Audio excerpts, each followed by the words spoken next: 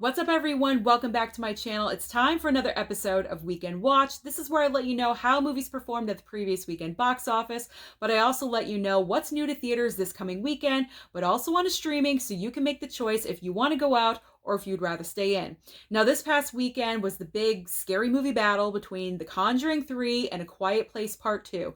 I personally predicted that A Quiet Place was going to maintain that top spot. Unfortunately, I was wrong, and I can admit when I am wrong.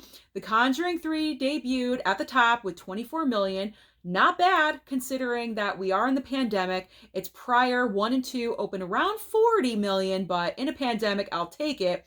It also debuted simultaneously on HBOMAX, and as we all know, unless you're a big blockbuster, those movies have been doing horribly. So for The Conjuring 3 to drop 24 million, I'm happy with that. I'm looking forward to seeing if this is going to maintain or if it's going to do a massive drop like Mortal Kombat did. In the number 2 spot is A Quiet Place Part 2 with 19.5 million. This movie is a legit phenomenon. In 10 days that this movie's been out, worldwide, it has grossed $138 million. That is insanely crazy. And it also confirms that movie theaters are indeed back. So I'm so happy to see that roundabout total. Now in the number 3 spot, unfortunately, is Cruella with only 11.2 million. I really think that the same day release on Disney Plus Premier Access severely hurt the potential for this film.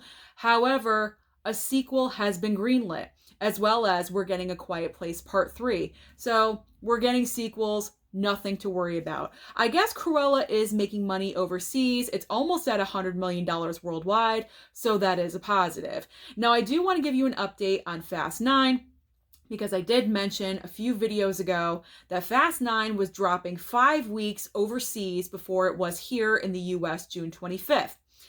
I am officially ready to say wow to Fast 9, because in 8 markets overseas, Fast 9 has made over $250 million in only 8 markets. That's absolutely insane, phenomenal, incredible.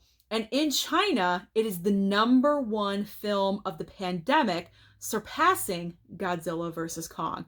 Now that is severely impressive. So what is new at the box office this coming weekend? We have a couple of options. The number 1 that we all know about is In the Heights. The Lin-Manuel Miranda musical is coming to theaters, but also onto HBO Max. This movie has been advertised so much. It's going to be interesting to see where this is going to fall in the box office totals, because now we are getting to the potential problem that I was worried about. Because with all these movies being pushed back and delayed because of the pandemic, we are now getting into the situation of a big new release every single week. So I'm not sure how the box office is going to react to this. Are we going to get big, gigantic numbers anymore? Probably not. So I'm looking forward to seeing where In the Heights is going to fall, considering it's also on HBO Max. The other new movie is Peter Rabbit 2. Did we know that this was coming out, guys? I had no idea this was coming out.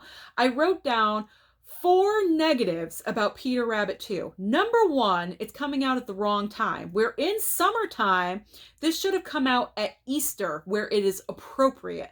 The second thing, there's been no advertising for this movie whatsoever. I have not seen a commercial.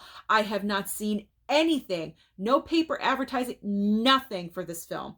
Third reason, there's too many options out there. You have Cruella, Quiet Place 2, Conjuring 3. You're going to have In the Heights. Peter Rabbit 2 is going to get lost in the shuffle of all those films. And then the fourth reason is that this movie has moved around way too much. It's been pushed back, delayed, moved up, moved back. It's so confusing. So I'm already stating that Peter Rabbit 2 is going to be DOA. Dead on arrival. All right, streaming. What is coming to streaming? Obviously, I already mentioned In the Heights on HBO Max. We have Pinocchio of 2020, the new Pinocchio movie with, what's his name? Roberto Benigni. It's going to be on Amazon Prime. We have 3 choices on Hulu. We have The Croods: A New Age dropping on Wednesday, Love Victor Season 2, and also Willy's Wonderland on Sunday. But the big new one to streaming is on Disney Plus. All of us Marvel fans have been waiting for it.